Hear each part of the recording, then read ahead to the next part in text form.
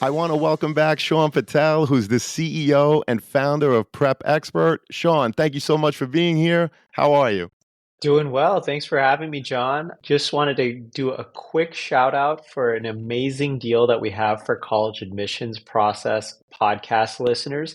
We're offering 30% off all Prep Expert SAT and ACT courses and tutoring. It's live online. We've got the best score improvement guarantees in the industry. You'll get taught by 99 percentile instructors, and you can save 30% off when you go to the show notes of the College Admissions Process podcast.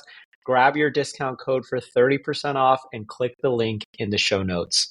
Thank you, Sean. So great to have you again. And to everyone out there, please note that if you make a purchase through any of our affiliate links, the podcast gets a commission. But rest assured that we would only promote products that we believe in and feel would benefit our listeners. Thank you all, and best wishes. Welcome to The CAP, the College Admissions Process Podcast. I am your host, John Durante, and it gives me great pleasure to introduce to you today Erica Woods, who's the Senior Associate Director in the Office of Undergraduate Admission at Villanova University. Erica, thank you so much for being here today. I'm so glad to have Villanova and you represented. How are you? I'm doing well. Thanks so much for having me. I'm really excited to be here. Well, we're equally excited to have you, as I know so many students want to apply to Villanova. So let's get right to it. But first, Erica, give us a brief introduction about yourself. How long have you been in admissions, and how did you end up in such a position? It's wild. I've been in admissions for about 15 years, which is crazy Wow. to say. But so I actually, like many people, fell into admissions.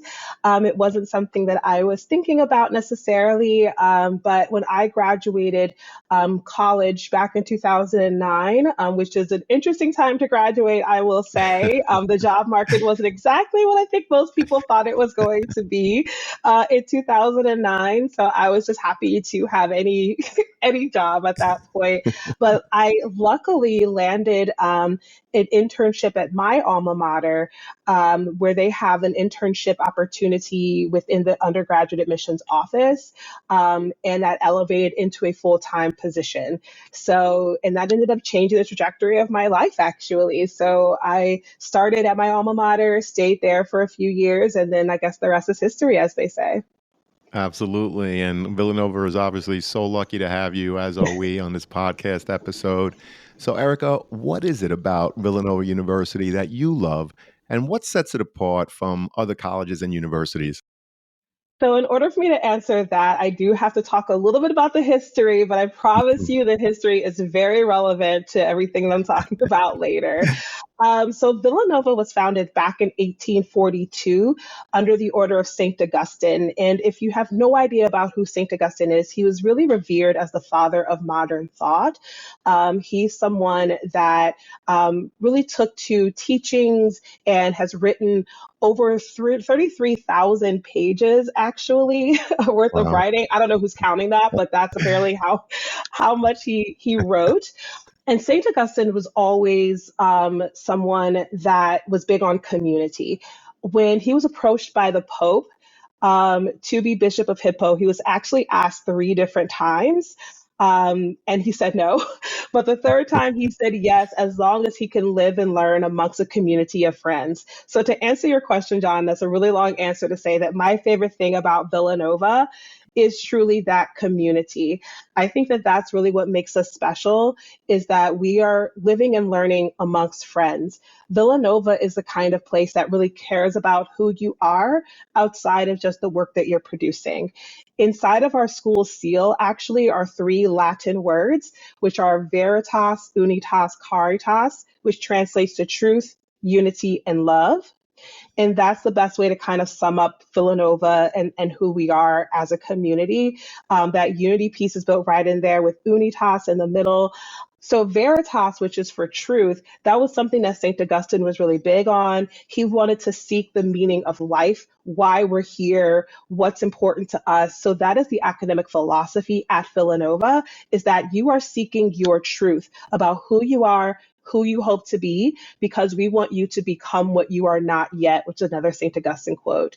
Um, as I mentioned before, that community piece is huge for us. We're really big on community and making sure that everyone has a home at Villanova, because Villanova does mean new home. So we want this to be a home for students of all backgrounds. Don't know if you know this, but Villanova was actually founded to educate the children of Irish immigrants because they were being discriminated against within the city of Philadelphia. Mm, So we were founded to educate marginalized identities. And mm. while the identities may have shifted, that is still Villanova's mission to have a home for students of all genders, all sexualities, all races, all religions. Everyone should have a home at Nova. And lastly, of course, is Caritas, which is love. We believe in leading first with love and kindness. So that's why I think Villanova is great and why I think it's really special to me. Well, it is great and special, not only to you, but to so many people. I love how you talked about Villanova cares about who you are, but also who you will become. You talk about veritas, unitas, and caritas, which you explain beautifully: truth, unity, and love. And that's all part of this great thing that we call the Villanova University community. And I love how you emphasize community. And I have to mention that I recently read that your retention rate is an incredible 96%. That means of Yes. all the freshmen, the percentage that returned for that second year is at 96% at Villanova University. National average, of course, is around 70%. So, what's the secret to fostering a collaborative and engaging learning environment within your classrooms and beyond? I think what you mentioned previously, that community, making sure that every student from the beginning feels like this is their home. We really do promise you individualized attention while you're here. And that honestly starts in the first year because that first year is so important. I'll give you an example of one of our traditions that might help to illuminate what I'm speaking about. We have something called house calls. And that happens right around the third week of the freshman year. And it's only for our first year students. And that is where our faculty and staff, they break up into small groups and go door to door to every single residence hall room of a first year student and just check up on them and see how they're doing. That third week is when Hmm. reality sets in for a lot of freshmen. You know, that's when they start missing home a little bit. That's when the laundry starts to pile up. You know, things like that start to happen around that third week. So that's a great time for the faculty and the staff just to knock on the door and say, "Hey, how's it going? How can we be of service?" And one of my favorite stories that comes from house calls, if I may, it happened several years ago, and we're doing our house calls, walking around, knocking on doors, and the student answered and he said he was having a great time. However, he kept hearing about the fact that we are an Augustinian university. We're the only Augustinian university. We have a sister college in Merrimack, that's our sister college, but we're the only Augustinian university. So he kept hearing about that piece, but he hadn't met any of the Augustinians yet, Hmm. which was like, oh my goodness, duh. Like, obviously, maybe you should meet them. So we told the powers that be, and the very next day, Father Peter Donahue, who is our university president and an Augustinian, came to the Hmm. student's door. And I Oh, that's love great. this story because the president of the university heard about this and said, who better than me to go and speak to a first year student about what it's like to be an Augustinian and why the Augustinian values are so important. And our president actually does have office hours for students. We believe Wow. that we believe that everyone is on the same level. We just have different roles, and I think that's part of what helps to contribute to that retention rate. Is the students know that from the moment they step foot on campus that their voice matters, that they're part of a community, and that they have value on our campus. Well, that's terrific. I love the Villanova values. You talked about fostering that sense of home, all that individualized attention. Those house calls around that third week are phenomenal. Of course, it's because of laundry that's piling up. Maybe they're running Oh out of yeah, money and mom and dad aren't sending that any. part too. And and your president, not only that he paid a visit, but also that he has office hours is just tremendous. I really appreciate that overview. So, Erica, of course, the application review process is something that is so important to the students and their families. Can you walk us through Villanova's application review process, and what can you tell us about the key components that you prioritize? Absolutely. So goes back to those Latin words you just talked about. I hope there's Latin scholars listening that, it's really hitting them at home. Um, So we look at the application holistically through that same lens of truth, unity, and love. I always like to emphasize that it's holistic and there are human people reading every single file. We don't have algorithms or anything that are reviewing the files for us. It's human people like myself that are reviewing every file. And we look at it through veritas, unitas, caritas, that truth element of the application, that is going to be all the academic truths of a student. And every student is evaluated within the context of opportunity, even with the academic component. So that'll be the grades, the curriculum, and of course, the option for testing. Now, with the grades, a question I always get is, okay, well, what's the GPA I have to get in, right? And that's not a bad question. However, not all 4.0s are created equally.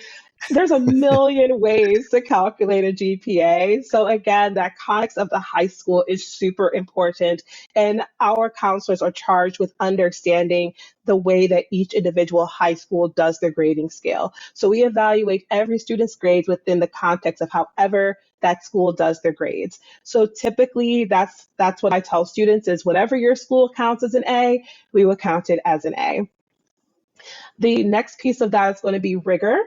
We always want to see that students are challenging themselves relative to what's available at their high school. So if the school offers APs, honors, IB courses, we expect to see those on the file. However, if the school doesn't offer AP or IB, or they have maybe a single AP course, we will always keep that in mind when evaluating a student. You cannot take what's not available to you. We are truly test optional.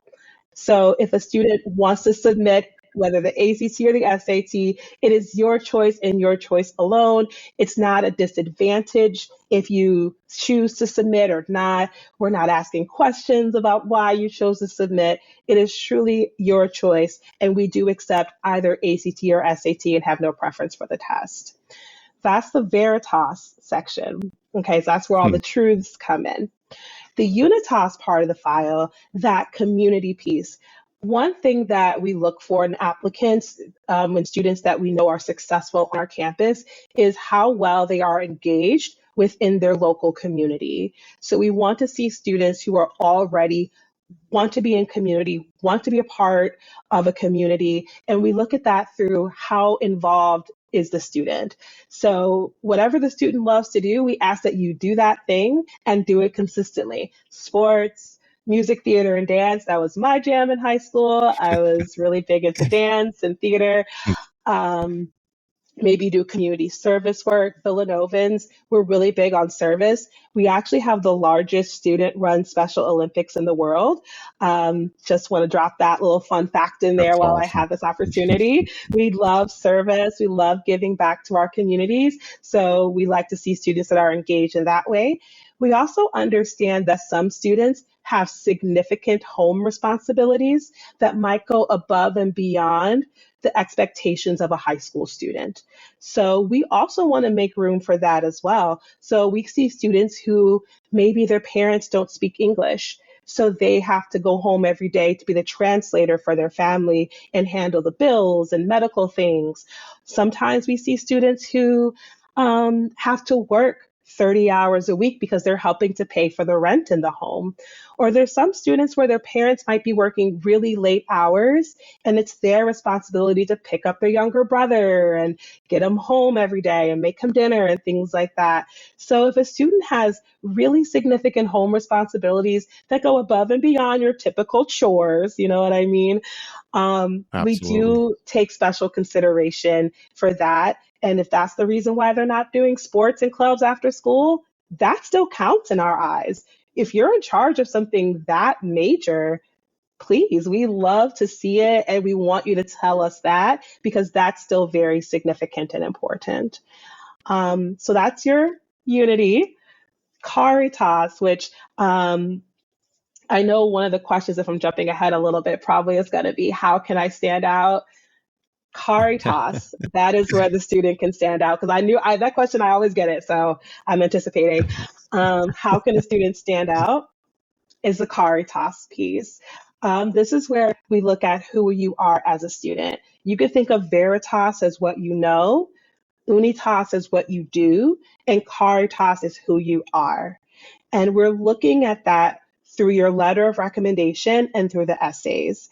Really, what we're looking to see is how well do you reflect the values of the Villanova community. So many of the things that I've been speaking about this entire time, engaging in a local community, a heart and mind to serve others, celebration of difference and diversity, demonstrated kindness. We look at that like, do you demonstrate kindness? Is it easy for you to lead first with love and kindness?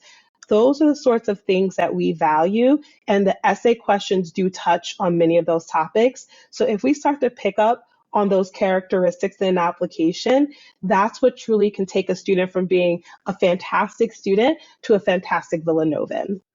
Well, I appreciate that. And there's so much that you touched upon that I do want to unpackage a little bit more. So I'm hearing a theme here, right? You're talking about truth, unity, and love, which is essential, right, in understanding the mission of Villanova University. So I'm wondering, you touched upon the essays. If a student can talk about those virtues and how it's important to them and how it's important to the University of Villanova's mission, and if they could express what they've done to show their truth, their unity, their love, but also how they're going to use those once they're on your campus, demonstrating their understanding of Villanova. If they could put all of that in an essay, would that help them to stand out? Absolutely. And I know that's difficult, especially because the Why Villanova essay is only 150 words. So do all of that in Mm, 150 words. No, but I right, understand that we're asking for a lot. right, right. So, um, so yes, I would say that's definitely where our strongest students and our most competitive students do stand out. It is absolutely in those essays. We love to hear the student voice because if you think about it, that's the only place in an application where a student has voice is in their essays, Right. especially because we don't do interviews. So as much as the student can really show that they have a strong understanding of the mission, of the values of our community, and how well they will fit in and relate to that's the best way that a student can really show us that they are a good fit and that they would be a competitive applicant. Well, I appreciate that because you're right. By the time they're applying, the transcript is pretty much done, the activity sheet is Mm-hmm. done, but that essay Mm-hmm. is that one opportunity, students, for you to demonstrate your understanding, in this case of Villanova University. And so, why Villanova? If you're able to articulate what they stand for, their mission, their values, and you could talk about what you've done, but also what you intend to contribute once you're on their campus. If you could do that, that's definitely something that will help you stand out, as Erica mentioned. Now, you also talked about the GPA and that not all 4.0s are created equal, right? You said something like that, which I agree with. Yes. So, as a quick follow up, I was just curious when you're looking at a student's GPA, and I know that you do it within the context of their school, but do you recalculate to level the playing field, if you will, when you're reviewing those GPAs? So we do not across the board recalculate all GPAs. If a GPA is not given, because there are some schools that do not give a GPA, then we will, of course, use that to our discretion. However, I think students focus too heavily on just that one number. And Hmm. really, what we're looking for are overall trends. Like, do you have more A's than anything else on the transcript? That is really what's more important is that you have mostly A's in rigorous curriculum. That's really the more important thing than thinking about what is that fancy number that I have to have at the bottom of my transcript. And also, of course, there are schools that we know that actually don't even give grades at all. So Hmm. that's okay. We still review those within context as well. So for anyone listening that's like, my school doesn't give grades, that's okay. I still read all the things that you send, so don't worry. Well, we appreciate that. And you also talked about the fact that you truly are test optional. And I quote, Yes. Villanova University is truly test optional. So, can you share the percentage of students that were actually accepted that didn't submit their test scores? And as yet another follow up, I know you're truly test optional, but what about some of your more competitive majors, for example, nursing or engineering? Do you have to submit for any of those majors? Sure. So we're still calculating for this current cycle, but I can tell you last year's number. 50%, which is funny that it ended up being 50%, 50% Hmm. of last year's applicants were admitted that did not have test scores. It's truly, and it was not intentional. It's again, 50% of them that were admitted did not submit scores. So it's truly test optional in that regard. And that includes all of our majors. So whether it's business, engineering, nursing, it really doesn't matter which school or college or major that you're applying to. You'll be considered for all academic programs, scholarships, the honors program, everything exactly the same if you submit a score or not. Well, we appreciate that clarification. Thank you so much. And Erica, what advice would you give to prospective students to make their applications stand out in the selection process? And are there any common mistakes or misconceptions that you see regularly from applicants and, of course, that they should be aware of? I think, and I know this will sound very after school special. Do they still do after school specials or am I dating myself? Um, I think you're dating yourself, but I used to love them myself. Yeah. oh my goodness. Kids, Google after school special. You'll figure out what we're talking about. But the after school special message is to be yourself. I think that is really the best way to stand out to not just Villanova, but to any school, especially if you're doing the research ahead of time and you know this is your good fit for this institution. Then you being you is what's going to jump off the page at us. We love to learn about who you are as a person. And I think that students really try so hard to be someone they're not, or they, rely on someone else to tell them what to say or Mm. do. I think that that's a common mistake that I see. Also, particularly with the Why Villanova essay. Again, it's really short. It's only 150 words. So its essay is kind of a misnomer. It's more like a paragraph. Um, and it's really an opportunity for you to continue to talk about you and how well you relate to us. Sometimes students they look at it as I'm just going to tell Villanova how great they are. Hmm. And it's great. Like I like hearing how great we are, but I don't need you to tell me that we're great. I want to know, why do you feel you'd be a good fit? What about us attracts you to our institution? That is really what I'm looking to see, and not just, oh, Villanova's so wonderful. So I would say that that would be a common thing that I see is anytime that a student um, waste their space talking about something other than themselves, because every part of that application should talk about you and give us another picture of who you are as a whole person. Well, I think that's great. And yes, you already know that Villanova is an amazing place, right? So, students, you really should be focusing on why do you feel you'd be a great fit there? That's what you should be writing about. And of course, what is it about Villanova University that is so appealing to you? So, if you could again capture that in that Why Villanova essay, it's certainly going to help you with the overall process. Now, Erica, we all know that the overall number of applications schools are receiving are certainly on the rise. With an increase, how do you determine how many students to accept or even deny, right, or waitlist when you don't necessarily know how many of the students that you accept are definitely coming? So I always make this joke when it comes to our industry that our entire industry is predicated on the decisions of 17 and 18-year-olds. So who, we love them to death, but are not always the most decisive of people. So to that end, how we make those decisions, you'd be surprised to know how much math and statistics goes on behind the scenes. We actually do have people who are charged with examining the data. One thing about our admissions is we are a very data-driven institution. So we will look back at trends from the last, 3, 4, 5, 10 years to see if we went out with this many students, how many would yield. And we also even get to the nitty gritty, like students from this state, students from this area. We even started adding like test optional in there. Does that impact whether or not a student will yield? There's a lot of statisticians behind the scenes that are doing this work. They're more math people than I am, very much a liberal arts major here. So they're way more math oriented than I could ever be. And Me too.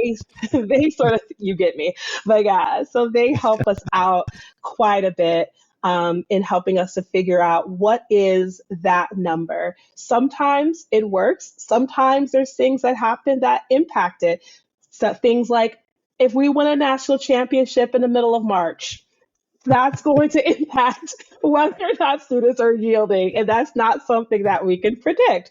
So sometimes the models work really well. Sometimes they need to be tweaked a little bit. But by and large, everything that we do, we're making those decisions is going to be data driven. Well, we appreciate that. And Erica, I know that you receive applications from hundreds of high schools, if not thousands throughout the country and beyond. When reviewing applications from so many different high schools, how do you take into account when one school might offer all of the APs or IB courses imaginable, while another school may only offer a small fraction of those offerings? How does the application review process vary for students from these different high schools? And basically, what I want to know is anybody at a disadvantage? That's a question I get all the time. Parents will ask, they'll come to us in the eighth grade and say, what high school should I send my student to? And, and my answer is wherever they learn best. So that's truly the response. I think students think that we want students from a specific type of high school when the reality is we want the best students from every high school. That's really what we're looking for. And this is where the professionalism and the expertise of the territory counselors comes into play. So, just for context, if you're hearing me, you probably have heard my voice before. If you live in New York City, Long Island, New Hmm. York, or Philadelphia or Louisiana, because that is my territory. So, what that means is I am charged with keeping up to date with the schools within my area. It's my responsibility to understand the differences between this school and that school, what their grading scales are like. If students commonly take AP classes, because there might be some schools where they offer a ton of AP, but they're limited to only taking two a year. We take all of these things into account when we're evaluating a student. And that is why it's so important for us to review our territory applications so that we can give that context to say, oh, by the way, this school doesn't offer any IB courses, or this school just got AP classes last year, or that school doesn't weight their GPAs. We look at all of that when we're evaluating. So I hope that students don't worry like, oh my goodness, my school doesn't weight their GPAs. They're going to think that I'm not as strong. Do not worry. That is a question that we do ask. I don't know if many of you know, but all of your high schools will receive something called the secondary school report. And that is the opportunity for the counselor to give us those updates. It was very important during COVID because it allowed the counselor to tell us, hey, this is what we did for COVID. This is how we pivoted. I even had some schools where the seniors weren't even able to pick their senior classes because COVID, they just had to give them classes. So I just hope that you all know we do truly look at every single student and we will adjust our process to accommodate every single individual student's context of opportunity. Well, I'm glad I asked that question, and I really appreciate that answer because it's very important, again, for students and their parents to understand that you are evaluating based on the context of the high school that they are attending. My recommendation to the students and parents also is for them to review their school profiles. It's something that gets sent to every admissions rep. In addition to visiting the schools, as Erica explained beautifully, and they talk to the school counselors, they do have something called a school profile so that they really know how many AP courses your school offers, what is the general grade distribution, are there any restrictions, weighting, unweighting, whatever. Those are things that you use again to evaluate each student based on the context of their high school. So we appreciate that insight. So, speaking of students, what support does Villanova University offer its students to ensure that they continue to be successful once they're on your campus? And I ask this question, of course, for students that might have had an IEP or a 504 plan in high school, but also for all of your students that come to the great Villanova University. Yeah, and I know we've spoken extensively about the individualized attention students get within our community, and this is where we truly do shine. We want students to know that we see them as individual, but also that they have value within our general community and they should feel part of us as a whole. So, of course, for students that have IEPs, 504 plans, or any, who have any sort of learning difference or need accommodations, we do have an office that helps to set all of those things up and to make sure that you have what you need. And actually, one thing that I recently learned about this office is a really big pinch point for a lot of students with special needs is having to go to each individual professor every single semester and say, hey, I have this plan. Hey, I need this accommodation. So Villanova has taken upon ourselves to do that legwork for students in advance. So our Office of Disabilities actually will reach out to the professors on your behalf and let them know, hey, this student needs this accommodation, which will alleviate at least one little pinch point. So that when the student comes in, they're just like any other student. They can come in and sit down and know that their needs will be taken care of. Outside of that, I know that mental health is a huge conversation, particularly since COVID, and it should be because that was a really traumatic and serious time for a lot of students and a lot of people all over the world. So we're always keeping our mental health services top of mind, and many students have been advocating for additional things. Students will have access to counselors through what we call CAPS, as Counseling and Psychological Services at Villanova.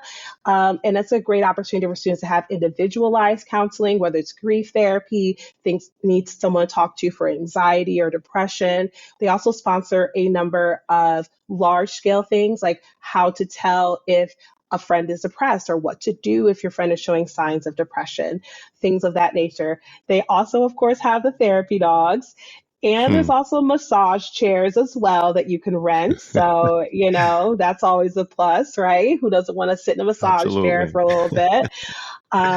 So those are the things that we do offer to help us support our students with their mental health as well. There's also a number of supports specifically for students with marginalized identity. Again, keeping with our foundings that we were founded to educate the marginalized, Villanova is very mission driven in that way. So we offer the Center for Access, Success, and Achievement. CASA is the acronym. Hmm. And that office specializes in students that are first generation to college, students who are highly aided or from low income backgrounds, and also for students who are from minoritized racial identities as well. There's also a number of supports for students who might be queer or LGBTQ identifying through our VU Pride. They offer a number of supports for students as well based on that identity. So it really just depends on what it is that you need. Villanova will find it for you. And that's honestly one of my favorite things about the community is you can walk up to anyone and ask for help with something. And if they don't know, they will find someone that does. I've personally done that myself, so Hmm. I can tell you that that does work. Well, that's awesome. And I believe it. I believe that sense of community. And again, going back to what we said earlier, that's why you have a 96% retention rate, which again is a testament to the great work that you do in admissions to get the right students in your Villanova University community, but also the work that you do to keep them happy and keeping them wanting to come back year after year. So I always put the Office of Undergraduate Admissions in the show notes. Erica, if you have any other links that you want to share with the students and their parents, obviously just give them to me and I'll gladly put them Sure. in the show notes.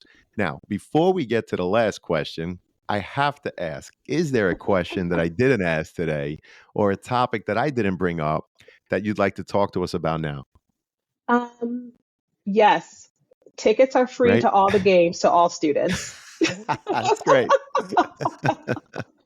That's an important question to ask, you That's know? awesome. Only the Absolutely. students, though. Sorry, parents, I can't get you free tickets, but tickets are free to all the games for all students. That is awesome. That is awesome. And you guys have a rich tradition of athletics. So, just another big piece of your amazing community.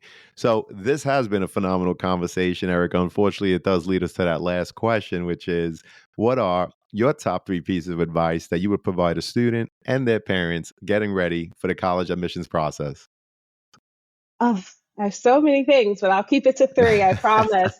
Um, I think the first would be that we're on your side. So get to know your admissions counselor, get to know who the rep is for your area. Most of us do list those things on our website. So you should know who that person is to reach out to for questions. Now, Villanova does not consider demonstrated interest. So, if you email me all the time and things like that, that's not necessarily going to be a factor in your application. However, I do want to be available to you if you have questions. And that's me and anyone else that sits on my side of the desk. We want to be there to help and support you. So please contact us. Um, I would also tell students to think outside the box when it comes to selecting a college. A lot of times students have in their mind, this is my one dream school. And sometimes they don't Hmm. even know why that's their dream school. Maybe they grew up watching Villanova basketball or whatever it might be. But keep an open mind when it comes to your college fit, because what's a good fit for you may not be a good fit for someone else, your cousin, your brother, your mother, your father. So I would say keep an open mind when you're thinking about your college, because you can always create your dream school as long as you choose a college that's a good fit for you. And of course, fit is academic fit, social fit, and financial fit. So keep those things in mind. And lastly, I would say I do want to talk about the sad part where people always ask me about what happens if I don't get in, because that's Hmm. a big fear that I know a lot of students have. And as someone who also got denied from some schools when she applied, let me tell you, I can personally understand how devastating that can be. If for whatever reason you are not admitted to your dream school, your top school, any school, please understand that it's likely not something that you did wrong. Do not take that personally. A lot of times, parents too will get these emails like, what did my child do wrong? What can be done differently? There are so many factors, so many things that we have to keep in mind when we're reviewing an application. And most of the time, we as your admissions counselors, we want to admit you. We're the Office of Admission, not the Office of Rejection. We want to admit you. Okay. So we're Absolutely. advocating for you. We want you to be on our campuses, but we can only admit so many people. And every year it hurts us to send out those deny letters. So please understand, if the worst thing happens and you're not admitted to a college, I just hope that everyone that's listening knows to not take it personally. Please don't think it was something that you did wrong. Please do not think that somehow you have a deficit. That is not the case. And all that does is open up new opportunities for you to be at an amazing institution that is the best fit for you. And hopefully that institution, of course, will be your dream school in the end. Well, those are great pieces of advice. Number one, you talked about the fact that admissions counselors, students, and parents, they are on your side. So certainly get to know them, whether it's a high school visit, a college campus visit, or a virtual fair. Now, you also mentioned that you don't track demonstrated interest in your process, but demonstrating your interest, students, is a very important thing for you to do regardless. First of all, you get to know the admissions rep.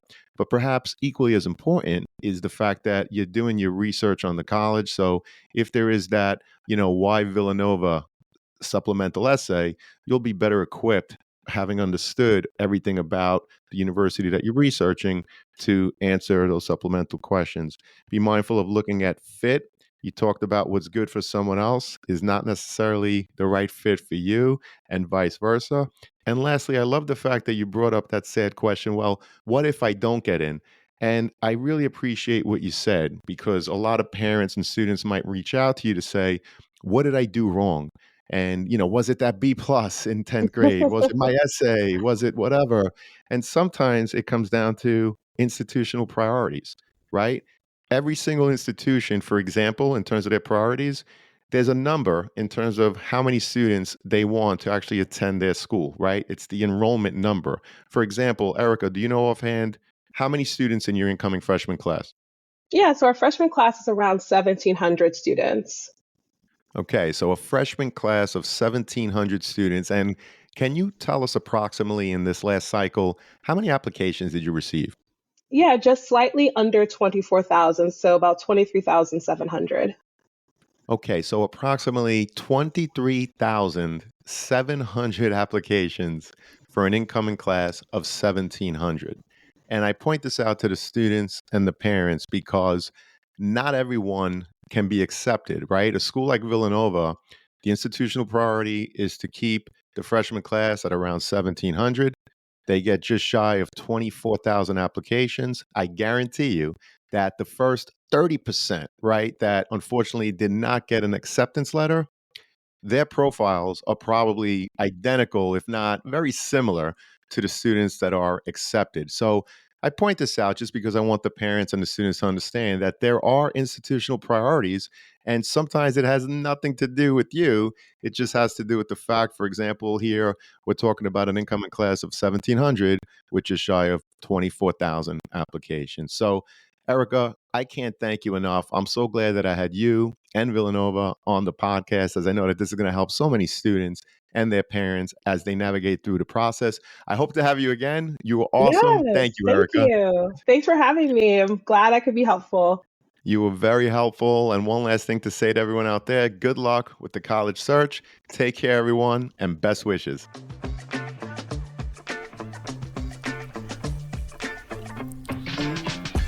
Thank you for joining us on this episode of the CAP, the College Admissions Process Podcast. We hope you enjoyed the show. If you did, please don't forget to tell a friend and follow us on Facebook, Instagram, Twitter, and wherever you listen to your podcasts. I am your host, John Durante, and I look forward to seeing you on the next episode of the CAP. Hi, John. This is Gabby from Fordham University. The FYI Dormify blog totally saved me during move-in. With all of the dorm room do's and don'ts, how to get along with a roommate, and advice for getting involved on campus, Dormify helped me with so much more than just my dorm. I highly recommend college students to check out Dormify's blog because it answers so many of your college questions. Thanks for listening. Thank you, Gabby, for sharing your thoughts on Dormify. For those of you listening, be sure to check out our show notes where you could find our Dormify affiliate link and our most updated coupon code where you can save 15% on most Dormify products. As a reminder, our podcast does receive a small commission for purchases made through our affiliate link, but rest assured, we only promote products that we believe in and feel would benefit you, our listeners. Thank you, and best wishes to all.